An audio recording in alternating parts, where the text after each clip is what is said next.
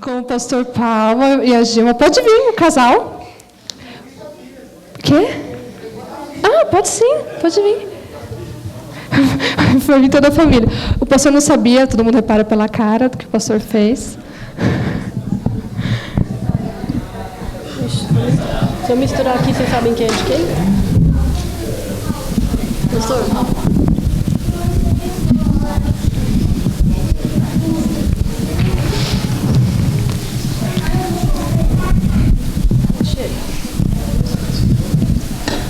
Pronto, agora chegou. Tá.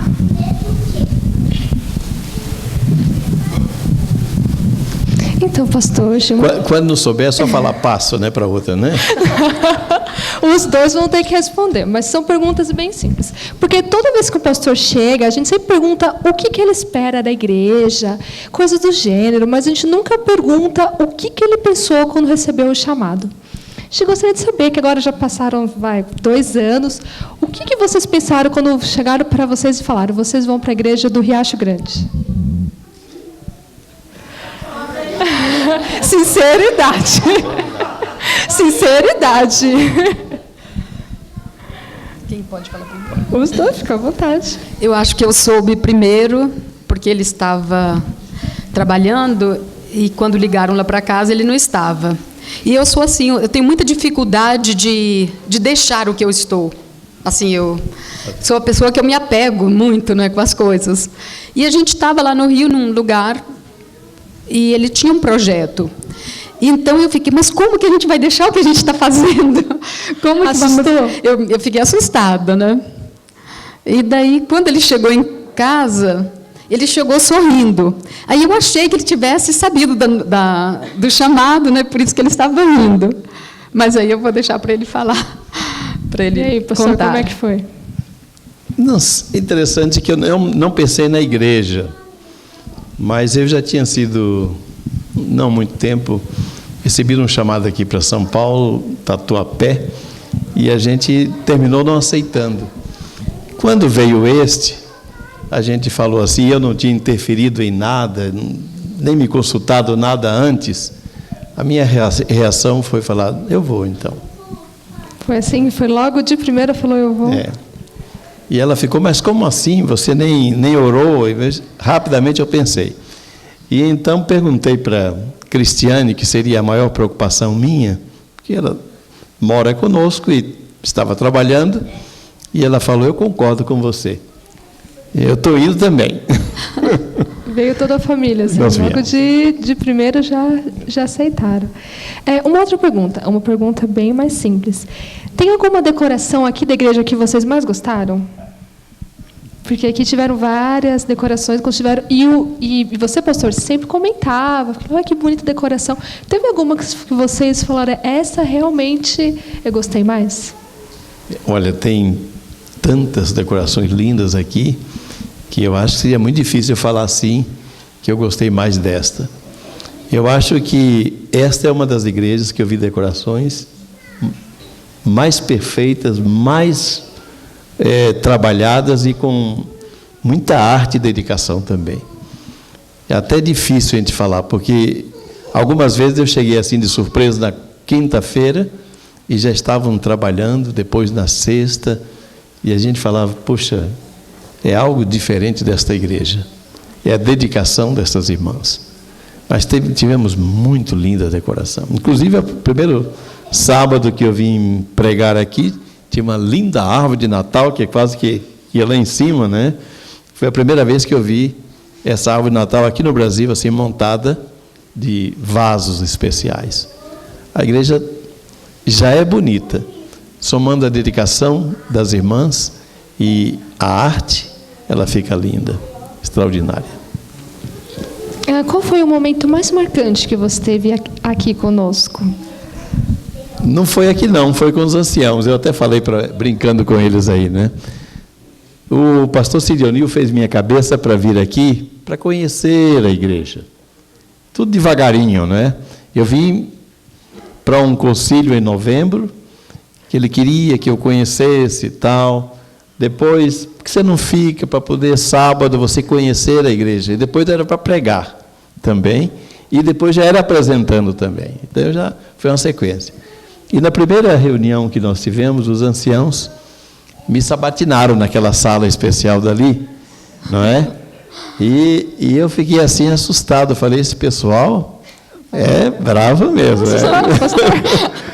Mas não com medo, porque eu via em cada pergunta que faziam uma preocupação da gente se dar mais, e a propósito da gente naquela época foi dedicar mesmo esse tempo que a gente teria final aqui, inteiramente à Igreja do Riacho. Entendi. Então você falou de um momento. E qual é a melhor lembrança que vocês vão levar daqui? Não sei, não. Dá tempo de pensar. Eu passo.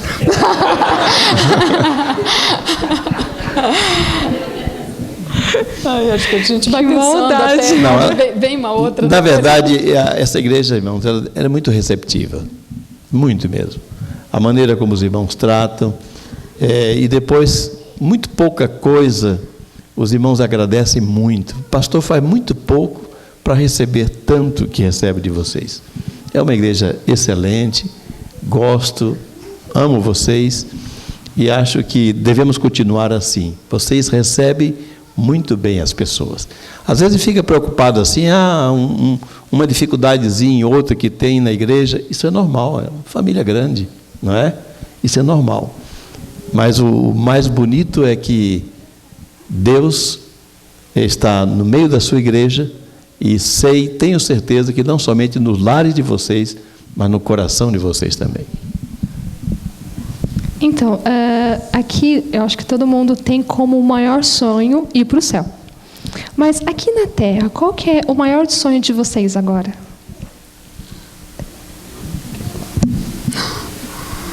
Não, agora eu acho que a gente vai achar uma casa. Está um pouco assustadora essa nova fase. Sério? Sério. Mas eu acho que, como a gente também acaba, como pastor, a gente, como família de pastor, né, a gente acaba deixando sempre a família para segundo plano, né? Então agora dá um pouco mais de atenção agora aos filhos, os netos, juntar mais a juntar um pouquinho mais e curtir um pouco mais. Vocês percebem que ela justificou antes, falando, me apego muito com as coisas, né? E por isso fica assustador a nova fase.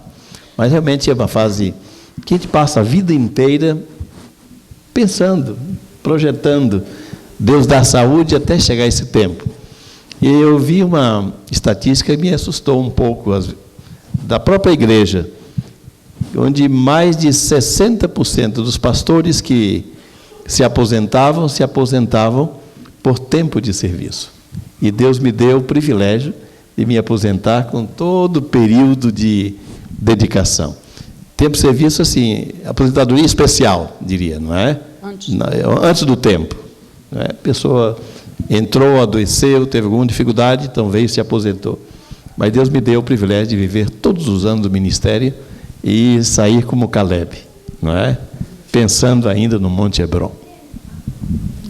Então, era só isso. A gente só queria conversar um pouquinho com vocês. Toda vez que o pastor chega, a gente conversa. E para ir embora, a gente queria conversar também. Obrigado por terem aceitado.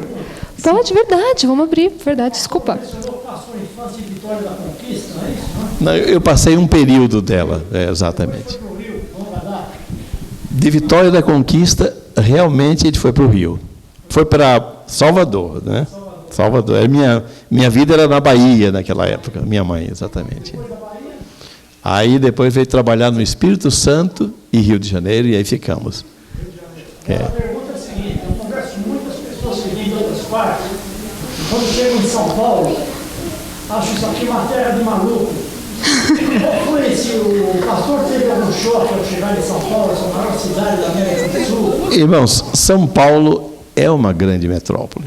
Não é? O Rio também é uma grande cidade, não é? Mas vir para São Paulo para pastorear a igreja do Riacho não é transtorno, não.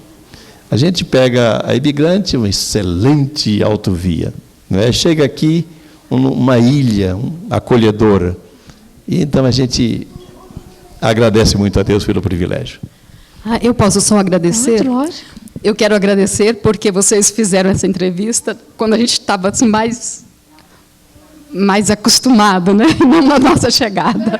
Pode ver, ó. Perguntas E assim. fica, então, a ideia para que seja sempre na saída e não na chegada. Somente. Na chegada, só aquelas perguntinhas mais simples. Pode perguntar. Pastor, como carioca, quero perguntar. O seu projeto lá de Copacabana deu continuidade? Infelizmente não. Copacabana, a igreja não tem nada. Ela funciona no auditório do Hospital São Lucas. Fica reservado assim. Mas a igreja comprou uma propriedade bem localizada na Santa Clara, no miolo de Copacabana, e o projeto era transformar aquele imóvel numa nova semente. Não entende? Isso que a gente queria fazer. Não seguiria os mesmos modelos daqui, mas em essência seria nova semente. A inspiração também na nova semente, não é? Quem sabe volta, né? Não sei. Mais alguma pergunta? Professor, pastor, fala um pouquinho sobre a formação acadêmica do senhor. Eu acho que a formação acadêmica, hoje os pastores têm estudado um pouco mais, graças a Deus, as coisas estão mais fáceis. Mas eu me formei no ENA, o ENA hoje não existe mais, se transferiu para o IAN em Cachoeira, na Bahia, não é? E depois dali a gente veio trabalhar um pouco, com experiência, Deus nos deu muitas vitórias, experiências muito lindas. Já ganhei como missionário aqui no Brasil, não é? Para os irmãos verem a dificuldade da região. É o norte de Minas. Tinha que se andar de cavalo. Vale do Jequitinhonha, muito pobre. Andar de cavalo. Quando tinha uma rural para transporte, você estava, não é? Estava indo de avião a jato, não é? Mas depois disso, a gente partiu para fazer algumas séries de conferências no Rio de Janeiro já e fomos para os Estados Unidos, onde a gente fez o mestrado em línguas bíblicas. E depois fomos para Missouri, Jefferson City, e ali fizemos um outro mestrado em administração de empresa. Sim, pode perguntar. Pastor, o senhor no boletim marcou um encontro com a gente debaixo da árvore. Sim. E eu imagino que tem aí entes queridos que o senhor gostaria de encontrar lá. Primeiro, além de nós, é claro. Isso.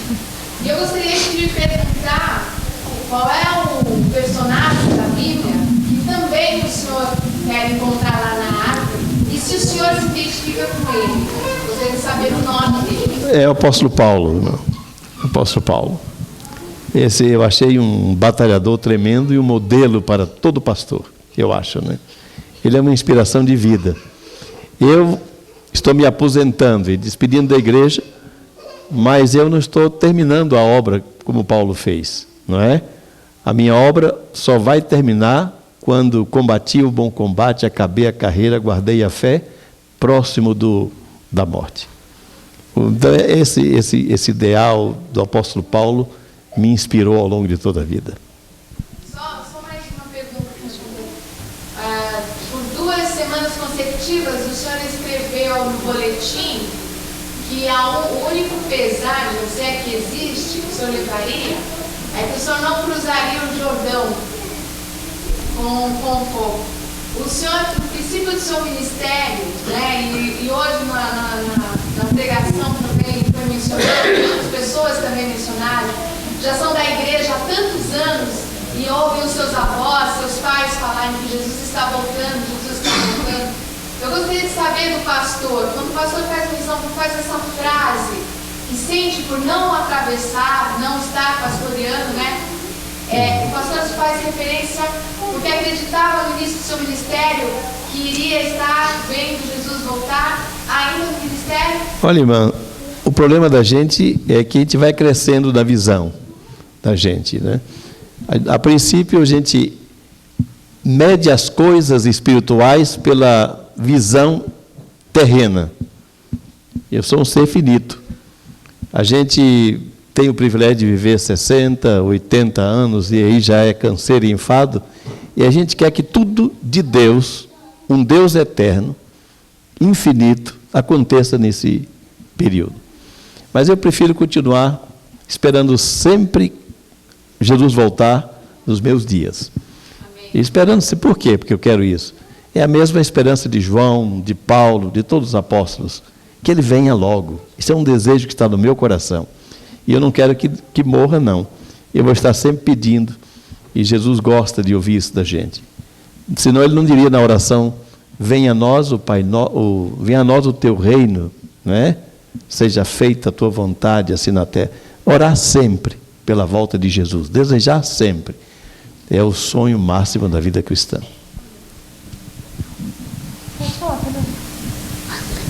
Pastor, o senhor falou que o senhor teve o privilégio de praticamente toda a vida de trabalho estar em alguma igreja. Minha pergunta é sobre o rodízio dos pastores. A Evangelina falou que teve uma surpresa no telefonema, né, de vir para cá. Se o senhor tivesse o poder de decidir o rodízio de pastores nas igrejas, o que é bom e o que é ruim? Olha, irmãos, tem dois tipos de rodízios. Rodízio por chamado de um pastor de um outro campo. Ele pode dizer sim, pode dizer não. Rodízio interno, transferências internas, o pastor não pode dizer não. Ele pode espernear um pouquinho, mas é a mesa que decide, não é? Chorar, não é? A mesa que decide é a transferência comum. Então, ele precisa ir para bem geral do grupo, não é? A harmonia do ministério. Agora, o que a gente acha ruim? É pior, o pastor termina se acostumando. Mas o pastor é um ser humano, gosta de ter amigos, mas quando muda muito rápido, ele não cria raízes. Dificilmente cria raízes. Sim, estou vendo. E depois que a gente passa algum tempo na igreja, tantos membros se sentem mais estabilizados emocionalmente, psicologicamente, do que um período que a gente passa muito rápido assim. A tendência, na Igreja Central do Rio, eu passei 8 anos e meio. Depois de um certo período, é uma família só. É impressionante, uma igreja de 1.500 membros, mas como se torna uma só família. Então, é benéfico o pastor passar mais tempo. Mas a igreja tem o seu modelo administrativo que a gente precisa respeitar. Tá, pode falar, Vitória. Eu acho que eu fiquei quando você estava pregando, né? E para lhe substituir, eu até falei assim, substituir essa pregadora aqui vai ser difícil. Mas sabe, todo mundo fica um pouquinho, tá? Fica porque você fica preocupado com as pessoas que estão lhe ouvindo. Se essa igreja tem 200 membros, não é? Se você prega meia hora, vai pregar geralmente mais um pouquinho, mas meia hora que está pregando, são 100 horas que você está ocupando aqui. E a responsabilidade, como eles estão recebendo, como estão sendo alimentados, se a mensagem está própria, se não está. E o desejo de manter alguns acordados também, tudo isso preocupa a gente. Direto, você foi direto para alguns. Obrigada, pastor, muito obrigada. Você não já está... Não. A diretora...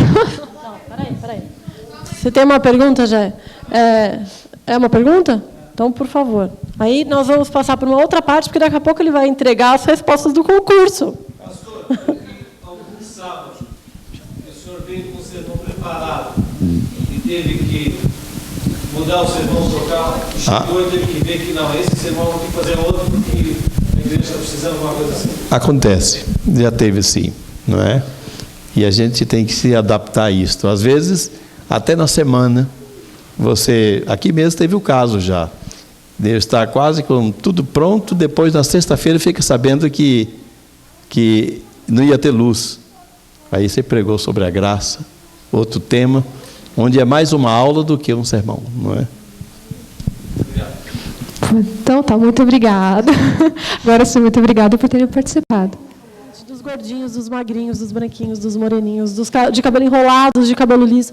Agradecer pelo que vocês fizeram por nós, por essa dedicação, por estarem aqui com a gente, por deixarem, né, a família, às vezes, em segundo plano, se dedicarem a essa família das ovelhinhas.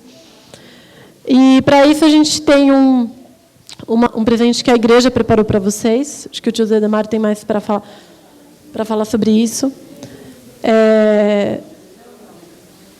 As despedidas sempre são tristes, né? Ainda mais quando são assustadoras. Mas vocês podem ter certeza que o dia que vocês precisarem de amigos, estaremos aqui. O dia que vocês quiserem fazer uma visita, estejam à vontade. O dia que vocês quiserem um pouquinho de ar puro e o celular que não pega, venham para cá, ok? Sintam-se sempre como membros do nosso coração, como parte da gente. Vocês e a família toda, isso é extensivo aos netos e aos filhos. E o tio Zé Damara vai falar mais um pouquinho. E a gente tem uma mensagem especial que o Jefferson preparou para vocês. Ok?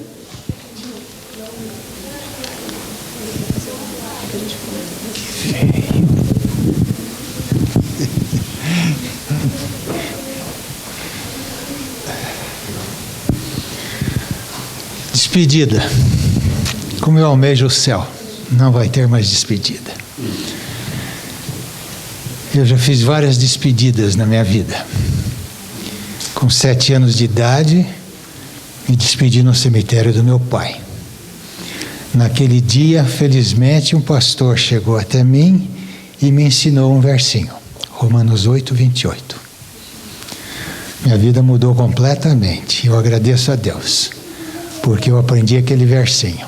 E sabemos que todas as coisas contribuem para o bem daqueles que amam a Deus, daqueles que são chamados por seu decreto. Amém. Tive uma outra despedida aos 14 anos. Meu pai morreu, eu tinha 7 anos, né? E daí eu fui criado por uma família de missionários americanos, que nessa ocasião me deixaram internado lá em Petrópolis, no ITA, Instituto Teológico Adventista. E daí foram para a América, e foi outra despedida dolorosa. No céu não haverá mais isso. O nosso pastor estará eternamente conosco. Pastor, nós realmente vamos sentir a sua saída, mas o tempo vai amenizar, virá outro, mas nós sempre vamos lembrar da tua passagem aqui. Nós queríamos, como costumamos para todos os pastores, deixar uma lembrança da igreja. E fizemos um cartão que gostaríamos de entregar agora, mas infelizmente não conseguimos pegar a assinatura de toda a igreja. Mas pelo menos aqueles 6 anciãos que estiveram contigo, hoje assinaram em nome de todos. E gostaríamos também de deixar uma lembrança consigo. Tivemos uma certa dificuldade em ver o que deixar. E no final das contas nós resolvemos ser práticos, muito práticos. Nilson, você pode nos ajudar?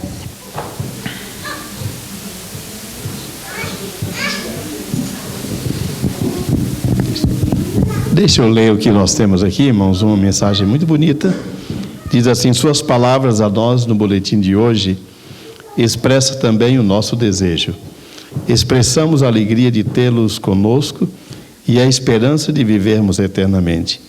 Que Deus o abençoe nesta nova etapa, o descanso merecido, depois da sua dedicação à causa do Mestre. Que o Senhor e sua família estejam sempre amparados sob as asas do nosso querido Deus amoroso. Seus irmãos do Riacho, e a assinatura deles aqui.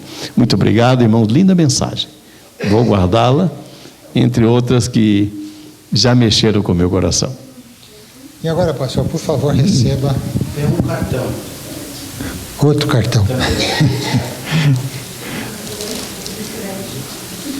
Qualquer coisa mais volumosa para transportar lá para Ribeirão Preto seria bastante incômodo.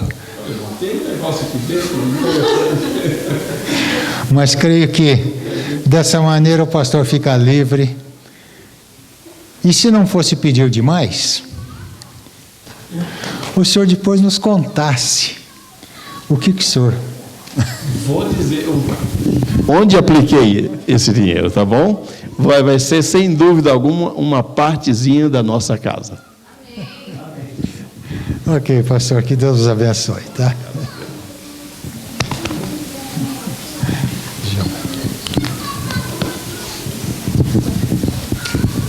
Felicidade. Obrigada, tio. Pastor, o senhor acha que as pessoas acertaram ou as pessoas erraram da sua vida? Eu acho que erraram muito. Fácil, né? Fiz perguntinhas tão fáceis, né? O pessoal não foi... Como é que vocês saberiam muito a respeito de um baiano e de uma mineira, né?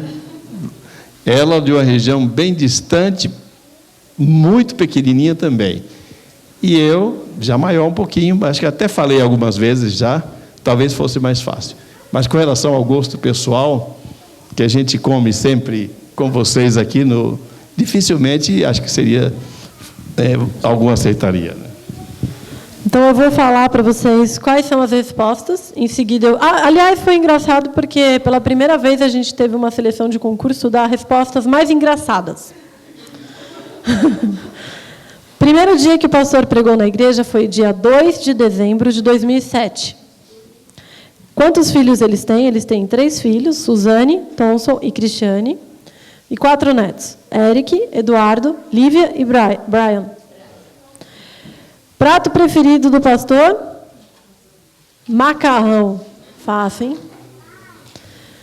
E prato preferido da Gil? Eu tenho um adendo aqui, né? Eu gosto muito de macarrão, na verdade, mas tem outras coisas que eu gostei, aprendi a gostar muito em Minas e especialmente aqui. Um é uma polentinha ali, de uma querida irmã Miriam, né? Muito gostosa, muito bem feita. E outro é o macarrão da irmã Valmandra, muito especial. O de abobrinha. De abobrinha. E o prato preferido da Gilma é torta. O pastor nasceu Salvador. E a Gilma nasceu em Piraúba. Não, realmente eu concordo que... Quem nasce... Vou dar uma de Silvio Santos. Quem nasce em Piraúba é o quê? Piraubense? De onde é a placa do carro do pastor? São Paulo. Vocês foram colar lá, né? A Shirley acertou super essa aqui. Eu vou ler depois as respostas. A Shirley foi a que ganhou com as mais engraçadas. Diga o que ele prefere dessas 3 opções. Geleia de morango, doce de leite ou goiabada? Goiabada.